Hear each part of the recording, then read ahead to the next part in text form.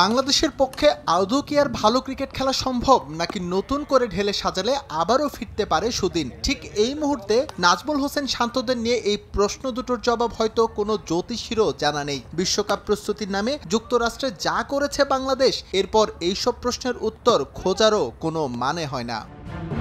15 সদস্যের দলে 3 ওপেনার নিয়ে যুক্তরাষ্ট্র মিশনে বাংলাদেশ। আসর শুরু হয়ে গেছে, অথচ এখনও কারা খেলবেন ওপেনিংয়ে সেই বিষয়ে চূড়ান্ত সিদ্ধান্ত নিতে পারেনি ম্যানেজমেন্ট। আজ তামিম তো কাল সৌম্য, সবাইকেই বাজিয়ে দেখা হয়েছে। একা শুধু লিটনের দোষ দিয়ে লাভ কি? সবাই যে বিবর্ণ ধূসর।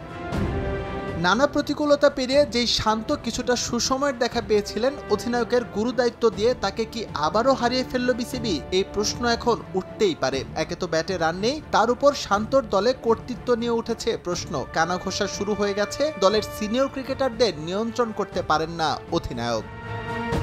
তাওহিদ হৃদয়ের বিশ্বকাপ প্রস্তুতি হয়েছে মোটামুটি। তাকে লাল সবুজ টি-20-র ভবিষ্যৎ কাণ্ডারি ভাবা হলেও ধারাবাহিকতার অভাব আছে তার ব্যাটেও। যুক্তরাষ্ট্রে মারাত্মক হতাশার প্রতিচ্ছবি সাকিব আল হাসানের পারফরমেন্সে। ব্যাটে রান নেই, বোলিংয়ে প্রতিপক্ষরা করছেন তুলোধুনো। ঘুরে ফিরে মাহমুদুল্লাহ রিয়াদে আস্থা, সেটাও মন্দের ভালো।